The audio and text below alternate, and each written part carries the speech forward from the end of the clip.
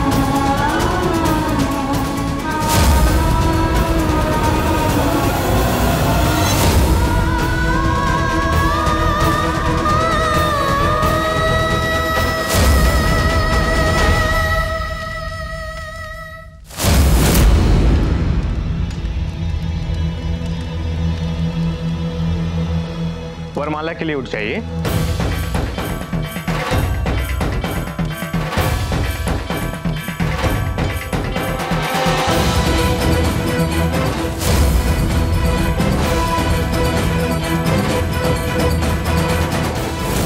आज तुम्हारे गले में फूलों का हार नहीं, लोहे की जंजीर पहना रही हूँ।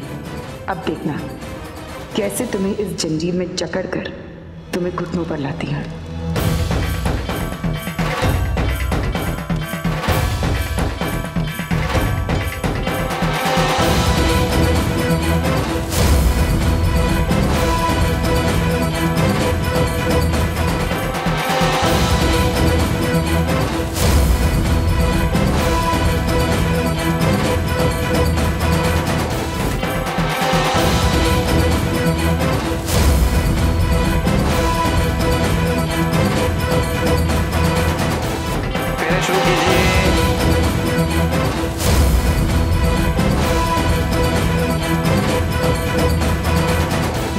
सामने ये वचन लेती हूँ कि आज से मैं तुम्हारी अर्धांगिनी बनने का नाटक करूंगी।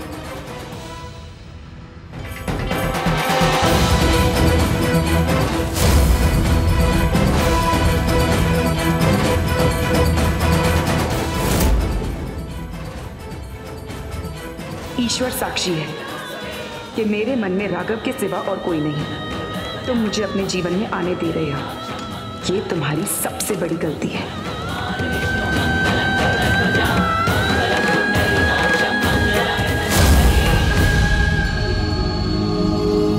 मैं वचन लेती हूं कि तुम पर कोई भी मुसीबत आए उसकी वजह मैं बनूंगी। हर संकट का कहर डालूंगी तुम पे।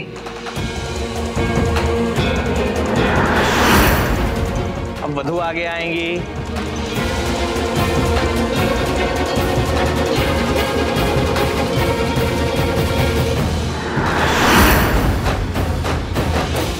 हर संकट की वजह बनूंगी मैं, और तुम्हें मेरे प्रकोप से कोई नहीं बचा सकेगा।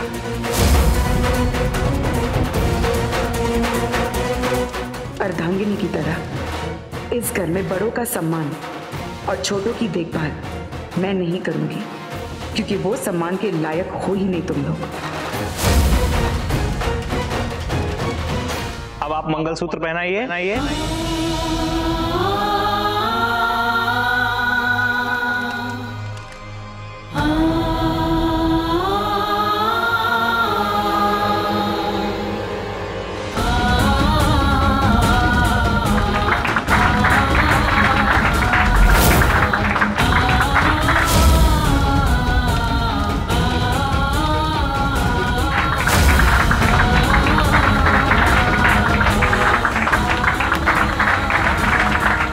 वर वधू अपने हाथ आगे बढ़ाइए। नारायणी नमोस्तुते।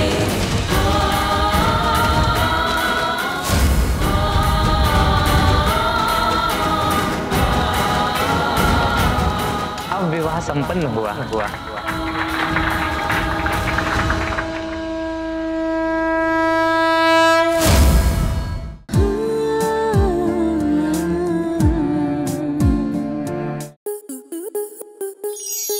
स्टार प्लस के ऐसे ही और बेहतरीन लम्हे देखने के लिए सब्सक्राइब करें हमारे YouTube चैनल को।